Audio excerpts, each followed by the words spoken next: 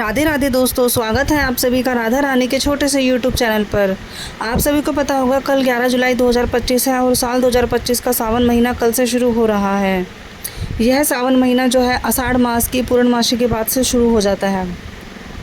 आज आषाढ़ मास की पूर्णमासी और कल से सावन महीना शुरू है। तो आप सभी को पता है सावन के महीने में महादेव की, भोलेनाथ की, माता पार्वती की पूजा की जाती है। भोलेदेव को प्रसन्न करने के लिए जन जन जो है अलग अलग प्रकार की चीज़ें भोलेनाथ को चढ़ाता है। कोई जल चढ़ाता है, कोई गेहूँ, कोई अनाज, कोई पानी, कोई गंगा जल, कोई दूध, कोई घी, कोई फलों का रस। तो सब अपनी जो है सुविधा के हिसाब से, अपने बजट के हिसाब से भोलेनाथ पर चीज़ें अर्पण करते हैं। भोलेनाथ जो है इतने भोले भगवान होते हैं। भोलेनाथ किसी का एक चावल का दाना और एक लोटा पानी भी स्वीकार करते हैं। और अगर कोई सप्तफल, क्विंटल फलों का रस भी अगर भोलेनाथ पर चढ़ाता है तो उसको भी स्वीकार करते हैं। चंदन का लेप करोगे उसे भी स्वीकार करेंगे। और मिट्टी का शिवलिंग बनाकर पूजा करते हो तो उसे भी स्वीकार करते हैं। भोलेनाथ भगवान तो हर प्रकार की हर चीज़ें स्वीकार करते हैं। सिर्फ कुछ चीज़ें ऐसी होती हैं जैसे कि जो केतकी का फूल होता है वह भोलेनाथ पर नहीं चढ़ाया जाता। तुलसी के पत्ते, तुलसी के बीज भोलेनाथ पर नहीं चढ़ाए जाते हैं। कुछ चीज़ें ऐसी होती हैं, बाकी आप ज़्यादातर चीज़ें भोलेनाथ पर चढ़ाई जा सकती हैं। लेकिन क्या आपने कभी सोचा है कि आप ये सारी चीज़ें भोलेनाथ पर चढ़ाते हो या कोई भी चढ़ाता है, आप देखते हो तो इन चीज़ों का क्या महत्व होता है? चलिए, सावन का महीना आ रहा है, आज मैं आपको बता देती हूँ कि इन सब चीज़ों का क्या महत्व होता है और अपनी कौन सी मनोकामना पूरी करने के लिए आपको भोलेनाथ पर क्या चीज़ चढ़ानी चाहिए जिससे कि आपकी मनोकामना सावन के महीने में जल्द ही पूर्ण हो जाए। तो दोस्तों, सबसे पहले तो देखो, जल की बात करते हैं। जल भोलेनाथ पर चढ़ाया जाता है जीवन के सारे सुखों को प्राप्त करने के लिए। जल चढ़ाने का कोई महत्व नहीं होता। जल तो आप वैसे भी भोलेनाथ पर चढ़ा सकते हो। आपके एक लोटे जल से भोलेनाथ प्रसन्न हो जाते हैं। ऐसा कहा जाता है कि यदि आपके पास कुछ भी नहीं है चढ़ाने के लिए तो आप खाली एक लोटा जल, सब समस्याओं का हल। आप भोलेनाथ पर एक लोटा जल चढ़ा सकते हो। पानी से पतली कोई चीज़ नहीं होती है। भोलेनाथ की सेवा कीजिए, मंदिर की सफाई कीजिए।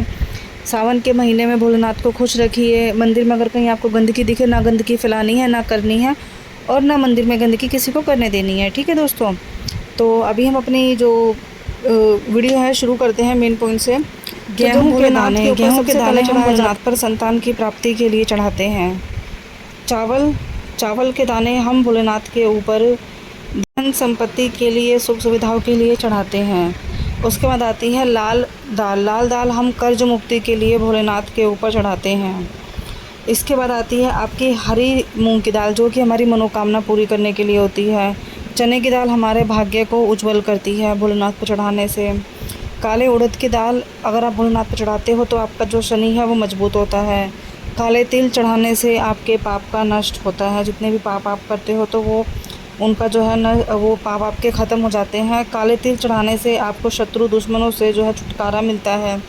गाय का घी चढ़ाने से अगर आपका दुर्बल शरीर है तो मजबूत होता है। गंगा जल, जो ये गन्ने का रस होता है, गन्ने का रस भोलेनाथ के ऊपर सांसारिक सभी सुखों की प्राप्ति के लिए चढ़ाया जाता है। गन्ने का रस और अथवा किसी भी मीठे फल का रस आप अपने जीवन की सारी सांसारिक सुविधाओं, सारे सुख समृद्धि, संतान, घर परिवार के लिए भोलेनाथ के ऊपर चढ़ा सकते हो। गन्ने का रस चढ़ाने से भोलेनाथ बहुत प्रसन्न हो जाते हैं और आपके घर में सुख सुविधाएं आती हैं। साथ ही साथ कोई भी मीठे फल का रस आप चढ़ा सकते हो जिससे कि भोलेनाथ को आप प्रसन्न कर सको। यदि आप दूध और दूध के में चीनी मिलाकर भोलेनाथ के ऊपर चढ़ाते हो तो आपके बच्चों का दिमाग तेज होता है। सरसों का तेल चढ़ाने से भोलेनाथ दुश्मनों का छुटकारा करते हैं। धतूरा भोलेनाथ के ऊपर चढ़ाने से आपको पुत्र की प्राप्ति होती है। जो चढ़ाने से अगर आपके जीवन में कोई लंबी बीमारी चल रही है तो लंबी बीमारी ख़त्म हो जाती है, अगर आप जो भोलेनाथ के ऊपर चढ़ा कर आते हो तो। इसके अलावा दोस्तों, आज मैं आपको बताऊंगी जो है सप्त अनाज का महत्व। भोलेनाथ के ऊपर सप्त अनाज चढ़ाने का क्या महत्व है। यदि आप भोलेनाथ के ऊपर 108 सप्त अनाज चढ़ाकर आते हो तो राहु और केतु को बल मिलता है, यानी कि राहु और केतु मजबूत होते हैं। 108 काली उड़द चढ़ाने से शनि मजबूत होता है। 108 चने की दाल से गुरु मजबूत होता है। 108 मूंग की दाल से बुध मजबूत होता है। और लाल मसूर की 108 दाल से मंगल मजबूत होता है। चावल के 108 दाने से चंद्र मजबूत होता है। गेहूं के 108 दाने से आपका सूर्य मजबूत होता है। सावन के महीने में अगर आप ये उपयोग करते हो या इनमें से कोई भी अनाज, दल, पानी, जो रस है चढ़ाकर आते हो तो आप जो भी मनोकामना के लिए भोलेनाथ पर चढ़ा रहे हो आपकी ये मनोकामना ज़रूर पूरी होती है। बस इस चीज़ का ध्यान रखिए, कोई बुरे कर्म नहीं करने, मन में कोई लोभ लालच नहीं लाना है। पूरी विधि पूर्वक भोलेनाथ की पूरे सावन के महीने में आप पूजा कीजिए जिससे कि आपके जीवन में सारी सुख सुविधाएं आपको प्राप्त हो। भोलेनाथ को फूल भी बहुत पसंद है। आप भोलेनाथ के ऊपर फूल बेलपत्र चढ़ा के आ सकते हो, धतूरे पान सब चढ़ा सकते हो।